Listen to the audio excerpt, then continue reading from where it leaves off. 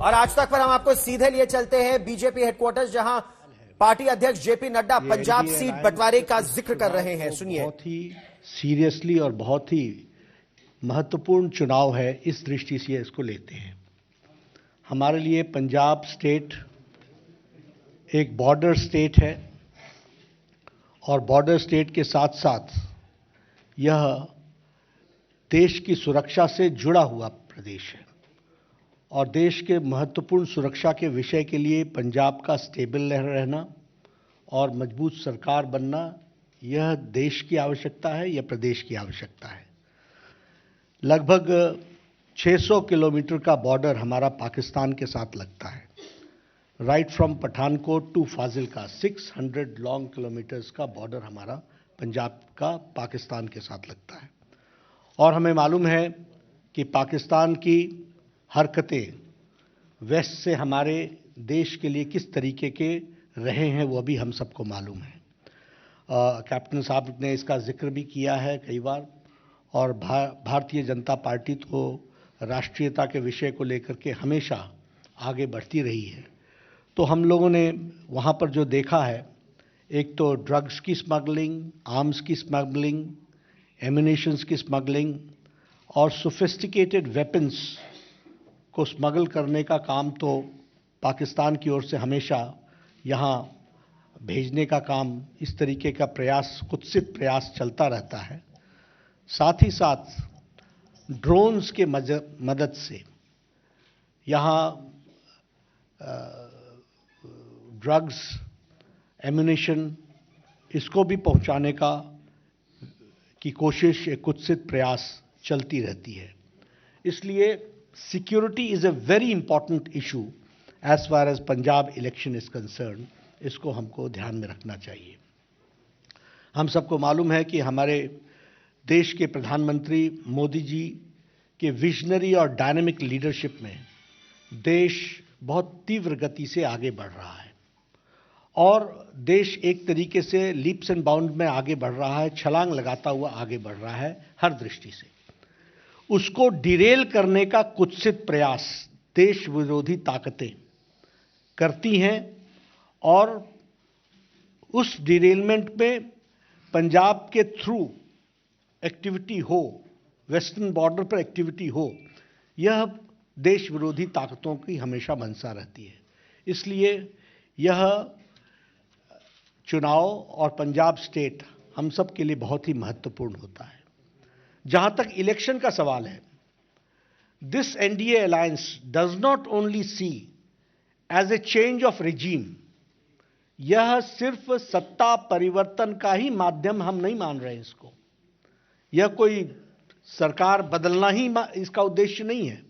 यह चुनाव आने वाली पीढ़ियों को सुरक्षित करने के लिए और पंजाब को स्टेबिलिटी देने का चुनाव है और भारत, ये अलायंस जो हमारी है वो उसको उसी तरीके से देख रही है। अगर पंजाब स्टेबल होता है तो और सेफ होता है तो देश सुरक्षित रहता है। और जहाँ तक पंजाब का सवाल है, पंजाब ने देश को जो दिया है और जिस तरीके से लीडरशिप दी है वह हमेशा सराहनीय रही है। अगर हम पंजाब की बात करें, डिफेंस में the contribution of Punjab can never be forgotten। कभी हम भूल नहीं सकते हैं देश की सुरक्षा में जिस तरीके से पंजाब के लोगों ने अपने आप को बलिदान दिया है डिफेंस के दृष्टि से, उसी तरीके से फूड सिक्योरिटी के दृष्टि से भी देखा जाए तो पंजाब ने जो लीडरशिप दी है उसको भी देश याद रखता है और उस फूड सिक्योरिटी ने देश को बहुत बड़ी ताकत दी है। पंजाब ने हमेशा हमारे आशाओं को पूरा किया है। It has always fulfilled the expectations of the people of the country.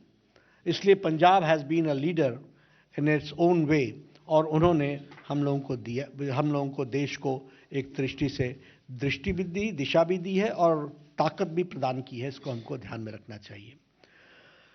अगर हम सैक्रिफाइस की बात करें तो हम कभी भी गुरु गोविंद सिंह जी के बलिदान को नहीं भूल सकते, उनका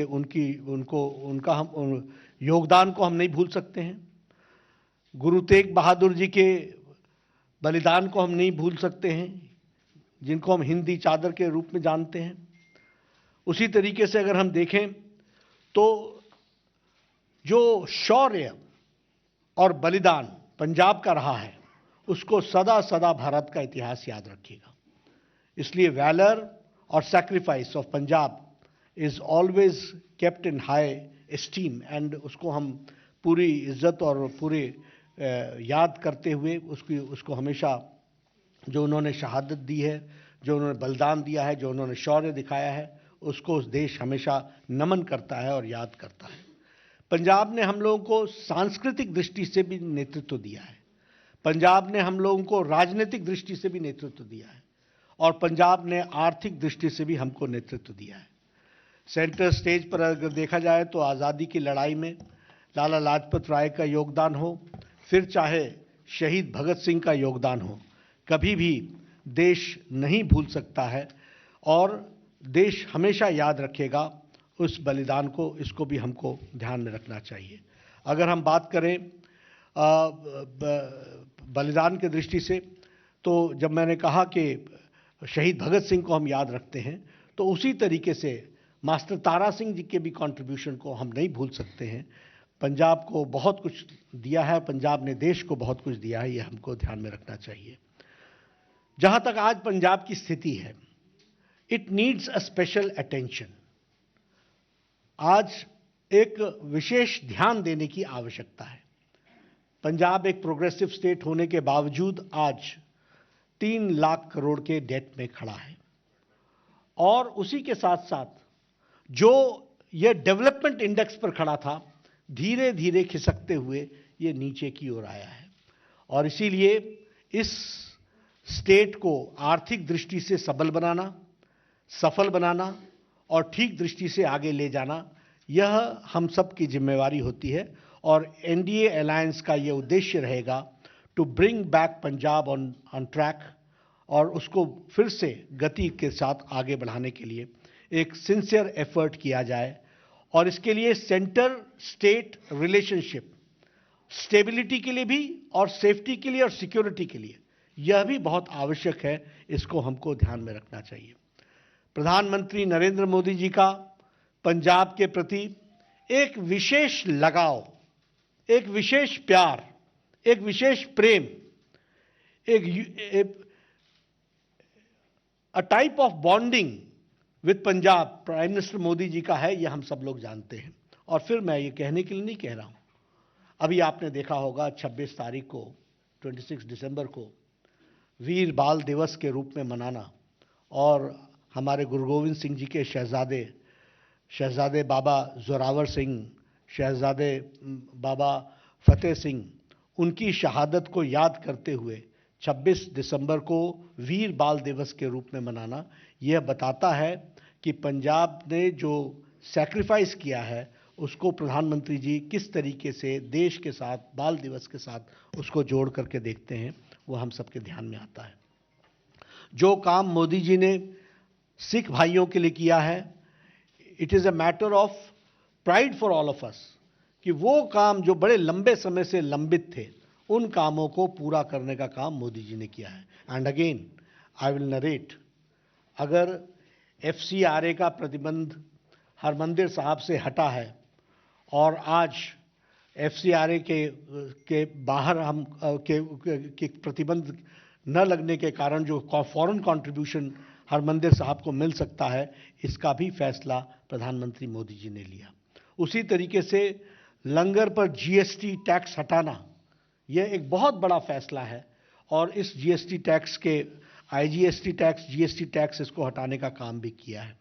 उसी तरीके से करतारपुर कॉरिडोर साहब, हम सब लोग जानते हैं, कैप्टन साहब जानते हैं, ढींडसा जी जानते हैं, लंबे समय से ये डिमांड चली आ रही थी कि करतारपुर साहिब कॉरिडोर बने, और डेरा बाबा नानक गुरुद्वारा गुरदासपुर से और एक कॉरिडोर के दृष्टि से वहाँ हम चाह सके इसकी योजना बने।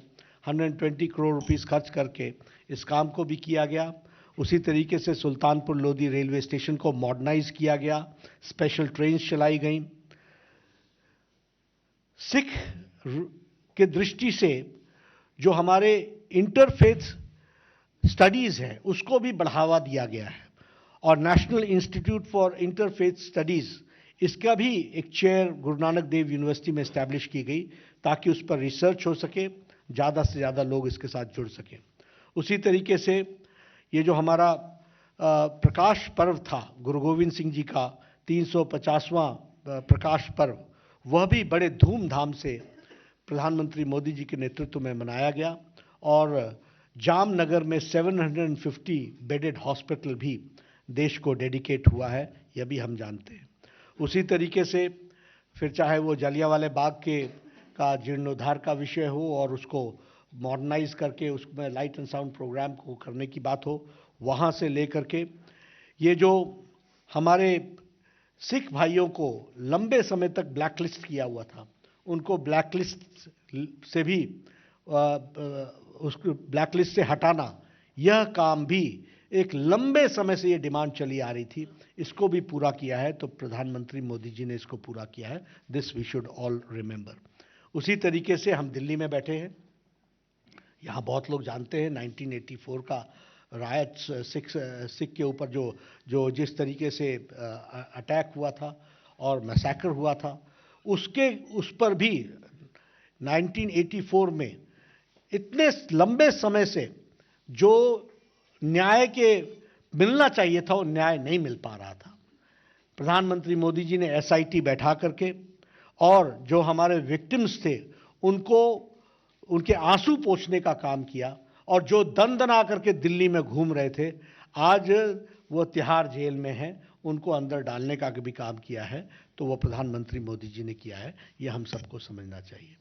मित्रों, पंजाब के बारे में हम सबका कंसर्न है और कैप्टन अमरिंदर सिंह जी ने उस बात को कहा भी है। बॉर्डर स्टेट है, सिक्योरिटी का इशू है और जिस तरीके से लोग सिक्योरिटी के इश्यूज के साथ खिलवाड़ करते हैं उसको हम डिनाउंस भी करते हैं और देश को सिक्योर करने के लिए पंजाब स्टेबल रहे, सेफ रहे, इसकी आवश्यकता है। हम यह भी जानते हैं कि माफिया राज ने एक तरीके से माफिया ने पंजाब को कई दृष्टि से खोखला किया है। आज land mafia, sand mafia, drug mafia, ये सब लोग वहाँ पर एक तरीके से पंजाब को अंदर से खोखला करने का काम कर रहे हैं और इसलिए हम ये अलायंस ये कमिटमेंट के साथ आगे बढ़ता है कि हम इस माफिया राज को समाप्त करेंगे, ड्रग माफिया को नस्तो नाबूद करेंगे, लैंड माफिया, खनन माफिया, सैंड माफिया, ये जितने माफियाज हैं इनको हम बुक्स में लाएंगे और इनके खिलाफ एक्शन लेंगे, यह भी हम विश्वास दिलाते हैं। और इसके साथ साथ हमारी नीति जो भारतीय जनता पार्टी राष्ट्रीयता से ओतप्रोत है, उसी तरीके से पंजाब लोक कांग्रेस ने हमेशा सिक्योरिटी को इशू माना है और उसी तरीके से ढींसा साहब ने भी सिक्योरिटी को इशू माना है। इसलिए zero tolerance against terrorism, we believe in zero tolerance और इसको हम पूरा करने के लिए हम अग्रसर होंगे। मित्रों, पंजाब में सेंटर स्टेट कोऑर्डिनेशन की आवश्यकता है।